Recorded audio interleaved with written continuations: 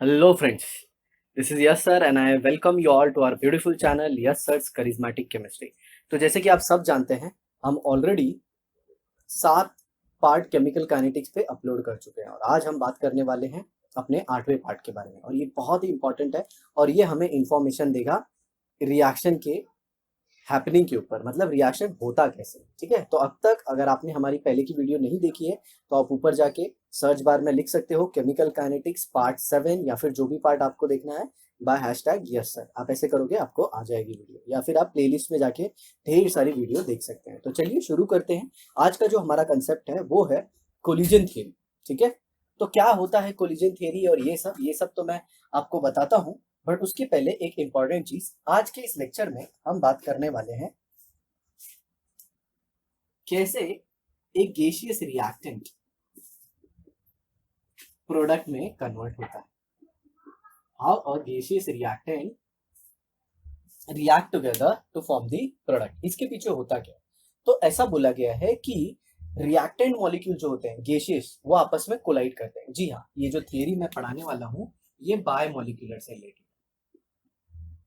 इससे bye molecular मतलब दो मॉलिक्यूल होंगे जो आपस में रिएक्ट करेंगे और आपको क्या दे देंगे, प्रोडक्ट।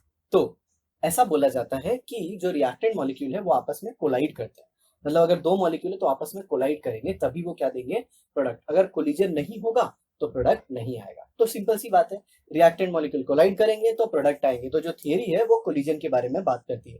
तो क्या है थियरी का नाम? जी, थियरी का नाम है collision theory. Collision theory of bimolecular reaction। तो कौन सी थियरी है? Collision theory of bimolecular reaction. इस थियरी के हिसाब से रिएक्टेंट मॉलिक्यूल कोलाइड होने चाहिए। ठीक है, रिएक्टेंट मॉलिक्यूल कोलाइड होंगे आपस में तो वो प्रोडक्ट दे देंगे। तो ऐसा देखा गया कि अगर 1 सेंटीमीटर क्यूब का वेसल लिया जाता है, कितना, 1 सेंटीमीटर क्यूब का अगर वेसल लिया जाता है और इसमें ढेर सारे, सपोज 1 मोल हर एक रिएक्टेंट के लिए जाते हैं। और जैसे कि आप देख रहे हैं बायोमोलिकुलर है तो 1 मोल एक रिएक्टेंट का और दूसरे रिएक्टेंट का 1 मोल। ठीक है, तो इसमें अप्रोक्सीमेटली 10 टू द पावर 20 से भी ज्यादा कोलिजन होते हैं। 10 टू द पावर 20 से भी ज्यादा कोलिजन होते हैं। समझ में आ रहा है? और बहुत ही कम टाइम में। इसका मतलब क्या, रिएक्शन तुरंत हो जाएगी। आपने ये देखा, रिएक्शन कंप्लीट हो गया। ठीक है, और अगर इस स्पीड से रिएक्शन होता तो सोचिए क्या होता। आपने खाना खा, पट पच गया सर, लेकिन हम गैस नहीं खाते। जी हाँ, समझ रहा हूँ मैं। तो ये जो सब कुछ अवेलेबल है किसके लिए है? गैस के लिए। तो ऐसा देखा गया कि इतना सारा कोलिजन होता तब तो प्रोडक्ट एकदम जल्दी से बन जाता, बट ऐसा होता नहीं है। तो क्या क्या नहीं होता है? इंपॉर्टेंट चीज क्या है? इंपॉर्टेंट चीज, all collision do not give product। इसके कहने का मतलब ये है कि सारे कोलिजन प्रोडक्ट नहीं बनाते। तो सर कौन से कोलिजन प्रोडक्ट बनाएंगे? तो उसी के बारे में आते हैं, जो कोलिजन प्रोडक्ट बनाते हैं। ओके, आप साइमल्टेनियसली नोट्स भी बनाते जाइए। The collision which results in product formation। the collision which results in product formation या फिर the collisions which result in product formation are called as effective collision। ठीक है, मान लीजिए आपको बिस्किट खाना है तो आप बिस्किट यहाँ यहाँ यहाँ यहाँ यहाँ कोलाइड करेंगे तो क्या बिस्किट आपके अंदर जाएगा? जी नहीं, एक पर्टिकुलर स्पेसिफिक कोलिजन होना चाहिए। जैसे बिस्किट को यहाँ पे लेके आए तभी कोलिजन स्पेसिफिक होगा और तभी प्रोडक्ट बनेगा, तभी बिस्किट आप क्या करोगे, हजम करोगे। तो all collision do not give product. The collision which results in product formation are called as effective collision. तो सबसे पहले आता है कि ये इफेक्टिव कोलिजन क्या है बाबा? कोलिजन तो समझता है, ये इफेक्टिव कोलिजन क्या है बाबा? इफेक्टिव कोलिजन तो देखो जरा ध्यान से, इफेक्टिव कोलिजन के लिए 2 क्राइटेरिया है। मतलब सर ऐसा बिस्किट लिया और ऐसा ऐसा कोलाइड हुआ तो मैटर नहीं करता है। सुनो तो पहले, वो तो जैसे एक एग्जांपल दिया था कि सारे कोलिजन, मतलब बिस्किट को इधर इधर कोलाइड कर रहे हो तो नहीं होगा, हाँ यहाँ पे करोगे तो होगा। लेकिन अब ऐसा भी तो नहीं है कि सिर्फ यहाँ पे बिस्किट रख दिया और आपके डायरेक्ट अंदर चले गया। जी हाँ, आपको मुंह के अंदर डालना है, फिर दांतों से चबाना है, फिर अंदर लेके जाना है, तो पूरा प्रोसेस है ना। तो वही प्रोसेस है इफेक्टिव कोलिजन के लिए भी। तो इसके लिए दो criteria for a collision to be effective. Answer सुनिए, for a collision to be effective there should be two criteria which can be fulfilled. तो पहला क्राइटेरिया क्या है? पहला क्राइटेरिया है इसका एनर्जी बैरियर। एनर्जी बैरियर मतलब एक एनर्जी का बैरियर होता है, मतलब रिएक्टेंट मॉलिक्यूल के पास कुछ एनर्जी होनी चाहिए। जिन रिएक्टेंट मॉलिक्यूल के पास वो एनर्जी होगी वही प्रोडक्ट बना सकते हैं। और जो दूसरा आता है वो है ओरिएंटेशन फैक्टर। क्या है? ओरिएंटेशन फैक्टर, या फिर आप कह सकते हैं स्टेरिक फैक्टर। ओरिएंटेशन फैक्टर या फिर स्टेरिक, मैं ओरिएंटेशन ही लिखता हूँ क्योंकि आपकी टेक्स्ट बुक में यही दिया है। तो अभी तक आपने क्या सीखा, जरा ध्यान से सुनिए। अभी तक आपने क्या सीखा? सिंपल कि रिएक्टेंट मॉलिक्यूल आपस में कोलाइड होने चाहिए। जब वो कोलाइड होंगे तभी वो प्रोडक्ट देंगे। क्या सारे कोलिजन प्रोडक्ट देते हैं? जी नहीं, कुछ ऐसे कोलिजन होते हैं जो प्रोडक्ट में रिजल्ट करते हैं, मतलब they will form the product. और ऐसे कोलिजन को हम कहते हैं इफेक्टिव कोलिजन। इफेक्टिव कोलिजन के लिए दो क्राइटेरिया होता है। पहला क्या है? एक एनर्जी वाला क्राइटेरिया, और दूसरा क्या है? ओरिएंटेशन। सर एनर्जी वाली क्राइटेरिया क्या? रिएक्टेंट मॉलिक्यूल के पास कुछ एनर्जी होनी चाहिए, मिनिमम एनर्जी होनी चाहिए। समझ में आया? काइनेटिक एनर्जी के फॉर्म में, क्योंकि आप सब जानते हैं गैस पार्टिकल ऐसे घूमते रहते हैं, इधर चला मैं उधर चला। गैस पार्टिकल ऐसा गाना गाते रहते हैं, इधर उधर घूमते रहते हैं, ठीक है। तो उनके पास एक काइनेटिक एनर्जी है, और वो काइनेटिक एनर्जी इतनी होनी चाहिए ताकि वो प्रोडक्ट बना दे, ठीक है। तो पहले हम किसको समझते हैं? एनर्जी बैरियर के फैक्टर को। तब तक आप इसे नोट कर लीजिए, जल्दी जल्दी नोट कीजिए, जल्दी जल्दी, ताकि मैं इसे फिर मिटा दूं।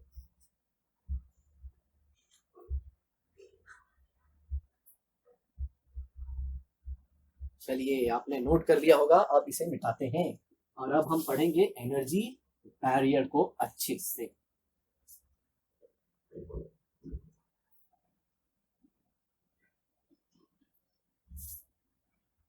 तो देखते हैं यहाँ पे एनर्जी बैरियर क्या है। ऐसा हो सकता है कि बुक में पहले आपको ओरिएंटेशन फैक्टर दिया हो और मैं पहले एनर्जी पढ़ा रहा हूँ, तो कोई बात नहीं, चीजें कहीं पे भी हो समझना जरूरी है। तो पहला हम पढ़ेंगे एनर्जी बैरियर। ओके, इसे मैं एक डायग्राम के हेल्प से समझाता हूँ। ये देखिए, ओके, ये वाई एक्सिस और ये एक्स एक्सिस। मान लीजिए ये हमारा रिएक्टेंट और ये क्या है? प्रोडक्ट, ठीक है। ये रिएक्टेंट और ये प्रोडक्ट। तो इस एक्सिस पे मैं लेता हूँ एनर्जी। क्या लेता हूँ? एनर्जी। किसमें? किलो जूल पर मोल, ठीक है। ये जो रिएक्टेंट के पास है, ये कौन से फॉर्म में होगी? जी हाँ, काइनेटिक एनर्जी के फॉर्म में। कौन सा एनर्जी फॉर्म में? काइनेटिक एनर्जी के फॉर्म में। तो ये क्या हो गई? Energy of reactant. और ये क्या हो गया? Energy of product. तो सिंपली आप देख रहे हो कि एनर्जी ऑफ प्रोडक्ट ज्यादा है, एनर्जी ऑफ रिएक्टेंट कम है। तो जब प्रोडक्ट की एनर्जी ज्यादा हो, रिएक्टेंट की एनर्जी कम हो, तो ऐसा कौन सा रिएक्शन होता है? सोचिए सोचिए सोचिए सोचिए। जी हाँ, इस एनर्जी डिफरेंस को हम लोग बोलते हैं डेल्टा एच। और आप थर्मोडायनामिक्स में पढ़ गए हो, यहाँ पे डेल्टा एच है पॉजिटिव, मतलब इसमें हीट एब्जॉर्ब हुई है। क्या इसे मानो इसका एनर्जी 5 किलो जूल है रे बाबा, और इसका कितना है? 50 किलो जूल। तो 45 किलो जूल इसको मिला ना, तो मिला तो एनर्जी ज्यादा, इसीलिए पॉजिटिव। अगर ये ऐसा और नीचे होता तो इसके कंपेयर में प्रोडक्ट का एनर्जी कम। कम मतलब एनर्जी बाहर गया, लेकिन ऐसा हुआ तो नहीं। अब यहाँ पे ये रास्ता फॉलो करता है, मतलब रिएक्टेंट को प्रोडक्ट में कन्वर्ट होने के लिए ये रास्ता फॉलो करना होता है। तो देखिए, यहाँ पे रिएक्टेंट है, यहाँ पे क्या है? प्रोडक्ट। ये पूरा क्या है? प्रोडक्ट, ठीक है। तो रिएक्टेंट से प्रोडक्ट की तरफ गया, मतलब इस साइड क्या हो रहा है? Progress of reaction. तो इसे क्या कहेंगे? Progress of reaction. या फिर आप इसे क्या कह सकते हो? इसे क्या कह सकते हो आप? Reaction coordinate. क्या कह सकते हो? Reaction coordinate. सिंपल वही मतलब है, पहले रिएक्टेंट था और किसमें कन्वर्ट हो गया? प्रोडक्ट में। तो देखिए, अगर ये रिएक्टेंट यहाँ पे है तो इसे यहाँ पे जाना है, मतलब प्रोडक्ट बनाना है। तो इसमें जो सबसे डिफिकल्ट पोजीशन दिख रही है वो ये वाली। मान लीजिए आप हिल के इस साइड है और आपको हिल के इस साइड जाना है, तो सबसे जो डिफिकल्ट टास्क होगा वो उसकी चोटी पे पहुंचना है, मतलब एकदम पीक पे पहुंचना है। क्योंकि इसके बाद तो आप ढमलते ढुमलते मान लो गिर भी गए तो इजीली आ जाओगे, ठीक है। अब इस स्टेट को हम लोग क्या कहते हैं? इस स्टेट को कहते हैं ट्रांजिशन स्टेट। ट्रांजिशन शब्द का मतलब क्या है? चेंज होने वाली स्टेट। एक ऐसी स्टेट है जिसमें रिएक्टेंट प्रोडक्ट में कन्वर्ट होता है। एक ऐसी स्टेट जिसमें रिएक्टेंट धीरे धीरे हल्लू हल्लू किस में कन्वर्ट होने लगता है? प्रोडक्ट में। तो ऐसा क्या होता है इस ट्रांजिशन स्टेट में, उसे हम समझने की कोशिश करते हैं। तो इसे मैं पहले मिटा देता हूँ। ओके, तो इसके लिए लेता हूं मैं एक एग्जाम्पल। ओके, एक एग्जाम्पल लेता हूं जिसमें कुछ बॉन्ड बन रहे हैं। ये रिएक्शन, ओके, सिंपल, जी हाँ, प्रोडक्ट बनता है तो बॉन्ड बनता है, ठीक है, नो डाउट। रिएक्टेंट मॉलिक्यूल का बॉन्ड टूटता है और प्रोडक्ट मॉलिक्यूल का बॉन्ड बनता है, मतलब बॉन्ड ब्रेकिंग और बॉन्ड फॉर्मेशन का प्रोसेस भी होता है। तो ये देखिए, ए रिएक्ट हो रहा है सीबी के साथ और आपको प्रोडक्ट मिल रहा है ए बी प्लस सी। तो ये क्या हो गया आपका? ये हो गया आपका रिएक्टेंट और ये क्या हो गया? प्रोडक्ट। तो देखिए, ट्रांजिशन स्टेट पे एक्चुअल में होता क्या है? जो सी और बी का बॉन्ड है ये धीरे धीरे टूटेगा, ये धीरे धीरे टूटेगा और ए और बी का बॉन्ड धीरे धीरे बनेगा। मतलब कुछ ऐसे, ये ए हो गया, ये बी हो गया, ये सी, ए और बी के बीच का बॉन्ड बन रहा है। सुनाओ। और बी और सी के बीच में बढ़ गई दूरियां, मतलब बी और सी जो पार्टिकल है वो दूर जा रहे हैं और ए और बी जो है वो नजदीक आ रहे हैं। मतलब bond formation and bond breaking takes place simultaneously. तो ये जो पीक देख रहे हो आप, इस पे बॉन्ड बन भी रहा है और टूट भी रहा है, ठीक है, ठीक है। तो यहाँ पे बॉन्ड बन रहा है ए और बी के बीच में और बी और सी के बीच का बॉन्ड टूट रहा है और इस पूरे को हम कहते हैं activated complex. Activated complex. Sir अब इसे आप एक्टिवेटेड कॉम्प्लेक्स क्यों बोले? क्योंकि ये हाई एनर्जी स्टेट है, हाई एनर्जी एक्टिवेटेड, जिसे बोलते हो ना, मॉर्निंग में उठते हो सर एक्टिवेटेड है, मचाएंगे आज, बहुत पढ़ेंगे, ठीक है, लेकिन आप कॉलेज जाते हो कुछ और ही मचाते हो। समझ में आ रहा है? तो यहाँ पे बॉन्ड बन रहा है और ये बॉन्ड टूट रहा है, इसकी एनर्जी काफी ज्यादा है, इसीलिए इसे क्या कहेंगे? Activated complex. आई होप आपको समझ में आ रहा है, ठीक है। तो इस पूरे प्रोसेस में अब देखिए, रिएक्टेंट को यहाँ से यहाँ तक पहुंचना है। रिएक्टेंट के पास ऑलरेडी कुछ एनर्जी है जिसे हम कहते हैं एनर्जी ऑफ रिएक्टेंट। सर ये एनर्जी ऑफ रिएक्टेंट क्यों है? तो देखिए यहाँ पे एनर्जी ऑफ रिएक्टेंट दो चीजों की वजह से, एक तो उसकी कुछ पोटेंशियल एनर्जी होगी और अगर मोशन कर रहा होगा तो उसकी खुद की कुछ काइनेटिक एनर्जी भी होगी। तो मैं इसे ले लेता हूं total energy. Okay, total energy, potential energy plus kinetic energy plus plus plus उसके अंदर थर्मल एनर्जी भी होगी। कौन सी एनर्जी होगी? थर्मल एनर्जी, क्योंकि ये रिएक्शन कुछ टेम्परेचर पे हो रहा होगा और कुछ टेम्परेचर पे होगा तो इसकी भी कुछ एनर्जी है, ठीक है। तो अब रिएक्टेंट मॉलिक्यूल को यहां तक जाना है, तो यहां तक जाने के लिए उसको इतनी एनर्जी लगेगी, ये वाली एनर्जी, और इस एनर्जी को हम क्या कहते हैं? EA। और EA stands for activation energy. Activation energy, ठीक है। तो एक्टिवेशन एनर्जी क्या होता है? ध्यान से सुन लीजिए, आप नोट्स में भी लिख सकते हैं कि एक्टिवेशन एनर्जी क्या होता है। तो सुनिए, the minimum kinetic energy required by the reactant molecule, the minimum kinetic energy required by the reactant molecule to form the product is called as activation energy.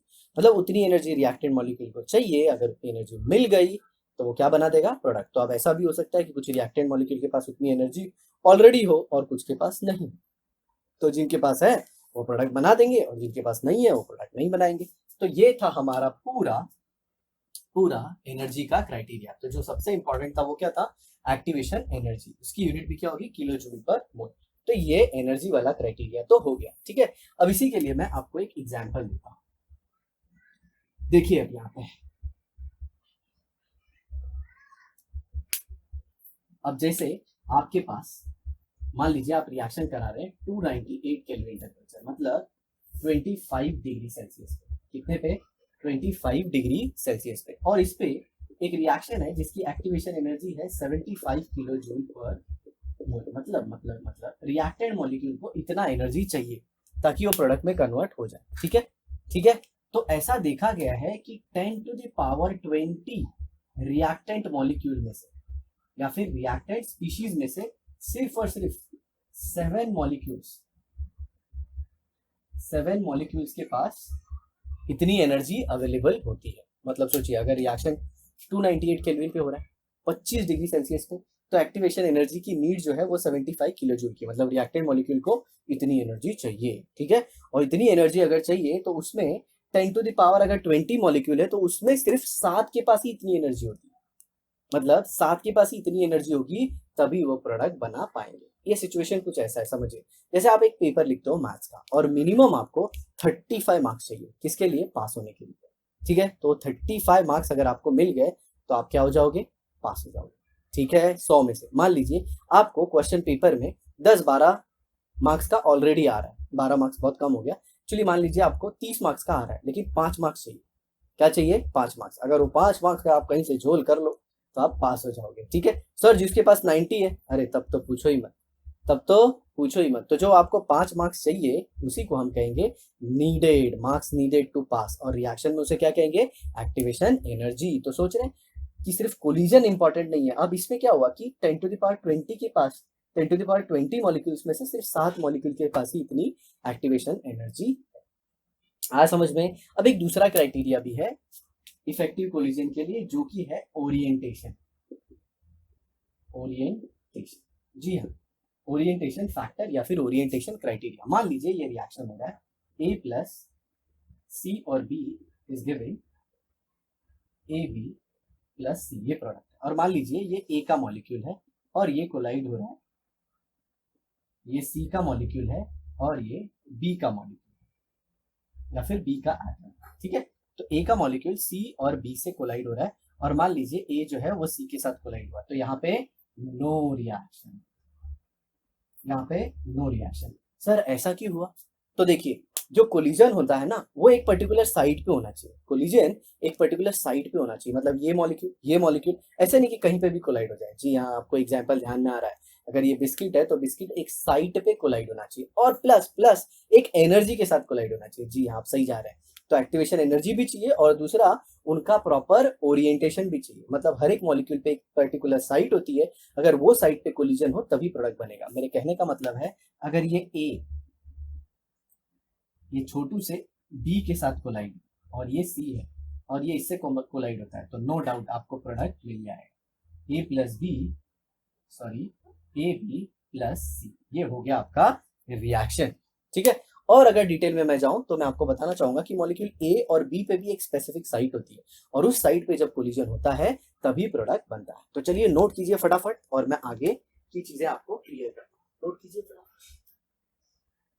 सब कुछ अच्छे से नोट करो, कोई भी चीज बचे ना।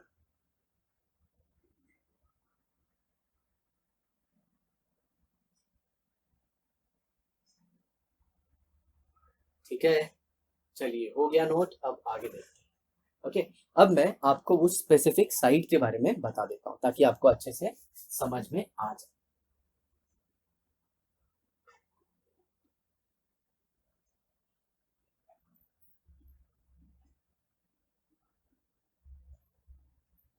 तो यहाँ पे देखिए मॉलिक्यूल, मान लीजिए एक मॉलिक्यूल है ए और इसकी जो स्पेसिफिक साइट है वो ये है, और कोई मॉलिक्यूल अगर बी है तो उसकी साइट अगर ये है, तो अगर इस पोजीशन पे कोलिजन होगा तभी आपको प्रोडक्ट मिलेगा। और इसे हम क्या कहते हैं? इसे कहते हैं स्पेसिफिक साइट, स्पेसिफिक साइट या फिर एक्टिव साइट। ओके, और यही आपको क्या बनाएंगे? प्रोडक्ट बना के देंगे। जी हाँ, ये रिएक्टेंट मॉलिक्यूल है तो इनका कोलिजन कुछ ऐसा होना चाहिए, मतलब एक यहाँ पे और प्लस ये मॉलिक्यूल यहाँ पे, और ये सामने सामने कोलाइड करके आपको प्रोडक्ट दे देंगे, ठीक है। लेकिन अगर कुछ ऐसा हुआ, मान लीजिए ऐसे, इसका एक्टिव साइट यहाँ पे, ठीक है, और इसका एक्टिव साइट यहाँ पे, ओके, तो यहाँ पे नो प्रोडक्ट, ठीक है। यहाँ पे कोई भी प्रोडक्ट मिलने वाला नहीं है क्योंकि साइट ही अलग अलग है। अब मैं थोड़ा और डिटेल में जाता हूँ कि एक्चुअल में इस साइट पे होता क्या है। तो ऑर्गेनिक केमिस्ट्री में अगर आप मॉलिक्यूल कोई लेते हैं, अगर कोई आप ऑर्गेनिक केमिस्ट्री का मॉलिक्यूल लेते हैं तो मैं आपको बताऊंगा ये एक्टिव साइट कुछ और नहीं, ये होते हैं फंक्शनल ग्रुप। ये क्या होते हैं? Functional group. और जब फंक्शनल ग्रुप नजदीक आएंगे तभी रिएक्शन होगा। ये पार्ट जो होते हैं, ये सारे पार्ट ये जो होते हैं ये नॉन रिएक्टिव होते हैं। तो ओवरऑल आपने क्या सीखा? कोलिजन थियरी ने आपको क्या बताया? कोलिजन थियरी कहती है कि किसी भी रिएक्शन को होने के लिए रिएक्टेंट मॉलिक्यूल आपस में कोलाइड होने चाहिए, और सारे कोलिजन प्रोडक्ट नहीं बनाते, क्योंकि कोलिजन का भी कुछ क्राइटेरिया है। जैसे कि जो भी रिएक्टेंट मॉलिक्यूल कोलाइड कर रहे हैं उनके पास एक सर्टेन मिनिमम एनर्जी होनी चाहिए, जिसे हम क्या कहते हैं? Activation energy. दूसरा, एक्टिवेशन एनर्जी के साथ वो एक स्पेसिफिक साइट पे कोलाइड होनी चाहिए। मतलब आपके पास बिस्किट है तो बिस्किट माउथ के नजदीक जाना चाहिए और एक फोर्स से, ताकि आप अंदर डाल सके उसके। अब ऐसे नहीं कि यहाँ तक ही पहुंचा फिर गिर गया, ठीक है? मतलब कुछ एनर्जी होनी चाहिए। तो पहला क्राइटेरिया हो गया एनर्जी, दूसरा हो गया एक्टिव साइट या फिर आप कह सकते हैं ओरिएंटेशन। और जब ये दोनों क्राइटेरिया फुलफिल होगा तो कोलिजन क्या हो जाएगा? इफेक्टिव, और प्रोडक्ट बन जाएगा। ठीक है, तो ये थारा सब कुछ था कोलिजन थियरी से रिलेटेड। आई होप आपको ये वीडियो जरूर पसंद आई होगी। इसे अपने फ्रेंड्स के साथ शेयर कीजिए और हमारे जर्नी में हमारा सपोर्ट कीजिए, मैक्सिमम बच्चों तक इसे पहुंचाइए। Thanks a lot for watching the video.